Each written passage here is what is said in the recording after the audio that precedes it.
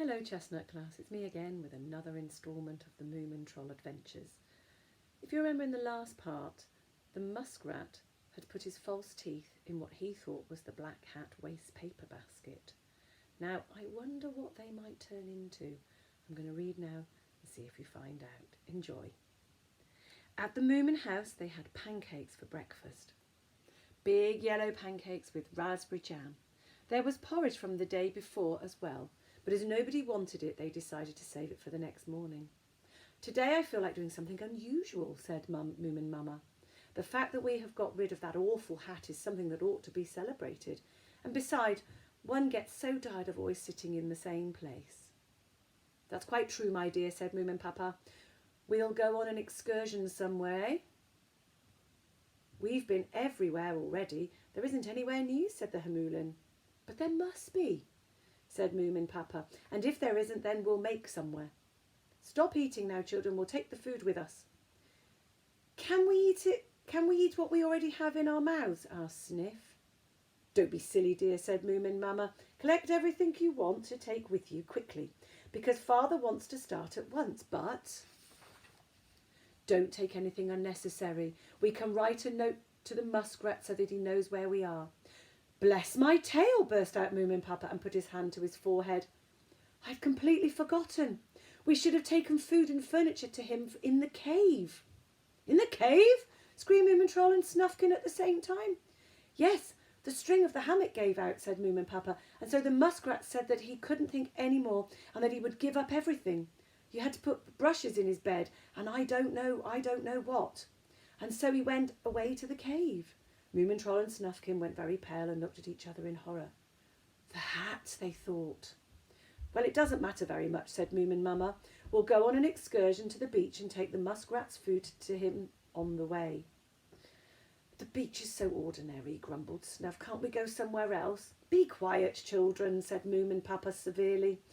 Mama wants to bathe. Now, come along.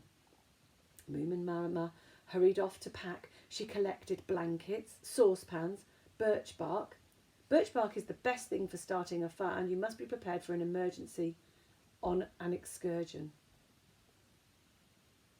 A coffee pot, masses of food, suntan oil, matches, and everything you can eat out of, on or with.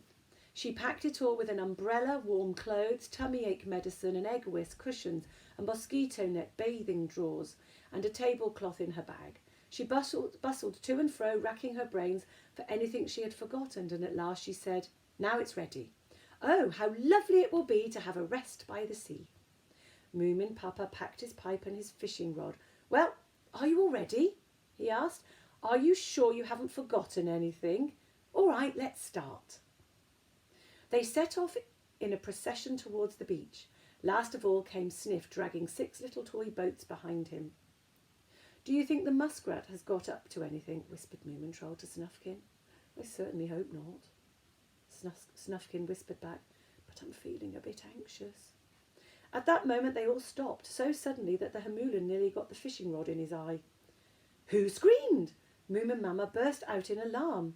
The whole wood shook with a wild howling, and someone or something came galloping towards them on the path, growling with terror and rage.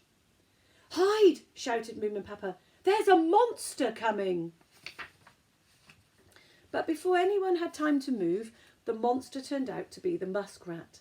With staring eyes and bristling whiskers, he waved his paws and made incoherent sounds that nobody could understand.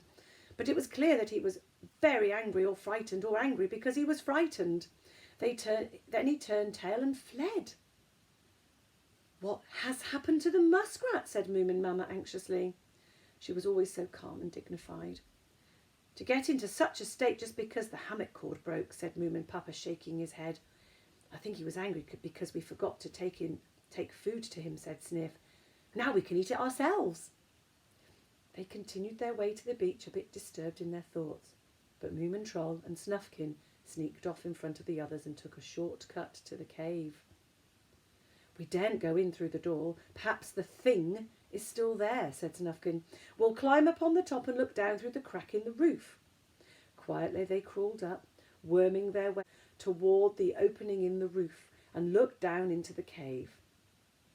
There stood the hobgoblin's hat, and it was empty. The rug was thrown in one corner, the book in another. The cave was deserted, but everywhere in the sand strange footprints could be seen, as if someone had been dancing and jumping about. It wasn't the muskrat's paws that made those footprints, said Moomintroll. I wonder if it was some other paws, said Snufkin. It looks awfully queer. They clambered down again and looked nervously around, but nothing alarming happened. They never found out what had frightened the muskrat so terribly, because he refused to talk about it. Meanwhile, the others had arrived on the beach. They all stood in a bunch down by the water's edge, chattering and waving their arms. They found a boat, cried Snufkin. Come on, let's run and see. It was true, a lovely big sailing boat, complete with oars and fishing tackle, and painted in white and mauve. Whose is it? Panted Moomintroll when he had reached them. Nobody's, said Moomin Mamma triumphantly. It has been washed up on our beach, so we have a right to keep it as wreckage. If you want to find out what the muskrat's false teeth were changed into, you can ask your mamma. She is sure to know. It must have a name, cried the Snork Maiden. Wouldn't the peewit be rather sweet?